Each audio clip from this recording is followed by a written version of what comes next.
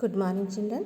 आज मैं आपको नया पाठ संघर्ष के कारण मैं तुनुक मिजाज हो गया धनराज ये पढ़ाने जा रही हूँ।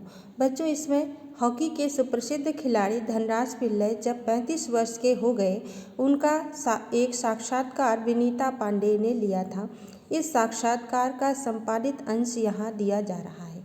इस पाठ में बच्चों हॉकी के जो प्रसिद्ध खिलाड़ी हैं ये धनराज पिल्लई, ये जब इनके बारे में पूरा बताया गया है और इसमें जब ये 35 वर्ष के यानी 35 ईयर्स के हो गए तो इनका एक इंटरव्यू विनीता पांडे ने लिया था और उस इंटरव्यू का ही कुछ अंश इस पर दिया गया है।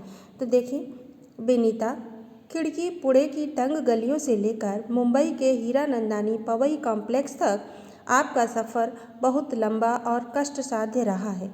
उस सफ़र के बारे में कुछ बताएं।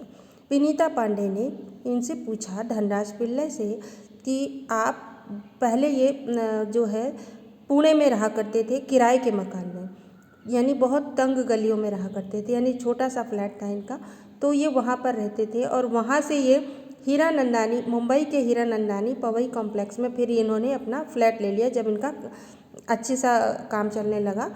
तो अब ये पूछ रही है कि यहाँ से यानी गरीबी से अमीरी तक आपका जो सफ़र रहा वो बहुत कष्ट साध्य रहा है बहुत, तो उसके बारे में कुछ हमें बताएं। तो धनराज ने क्या उत्तर दिया, बहुत मुश्किलों से भरा रहा, बचपन मुश्किलों से भरा रहा, बचपन इसका बहुत मुश्किलों से भरा था। हम बहुत गरीब थे, मेरे दोनों बड़े भाई हॉकी खेलते थे, उन्हीं के चलते मुझे भी उसका शौक़ हुआ, पर हॉकी स्टिक खरीदने तक की हैसियत नहीं थी मेरी। अब ये बता रहे हैं कि मेरा बचपन जो था बहुत मुश्किलों से भरा था क्योंकि हम बहुत गरीब थे और हमारे दोनों जो बड़े भाई थे वो हॉकी खेला करते थे, उन्हीं के चलते यानी उनके खेलने से मेरे भी अंदर शौक़ उत्पन्न हुआ हॉकी का। बच्चों, ये होता है कि जब कोई अपने घर में होता है, अपने पेरेंट्स, अपने बड़ा भाई बहन कोई भी अगर किसी लाइन में जाते हैं तो हम लोगों की भी उसी लाइन में जाने की इच्छा होती है। तो इनके भी दोनों बड़े भाई हॉकी खेलते थे तो उससे इन्हें भी हॉकी खेलने का शौक़ हुआ, लेकिन पर हॉकी स्टिक खरीदने तक की हैसियत नहीं थी मेरी। लेकिन इनके पास क्या था, हॉकी स्टिक खरीदने की पैसे नहीं थे, यानी गरीबी थी, बहुत गरीब थे, इसलिए अपने साथियों की स्टिक उधार मांगकर काम चलाता था।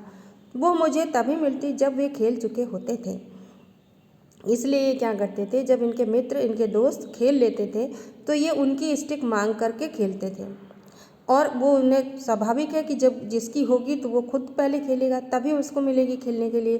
तो ये इन्हें खेलने के लिए तब मिलती जब वो खेल चुके होते, तो इन्हें बड़े धैर्य के साथ इसका इंतज़ार करना पड़ता था।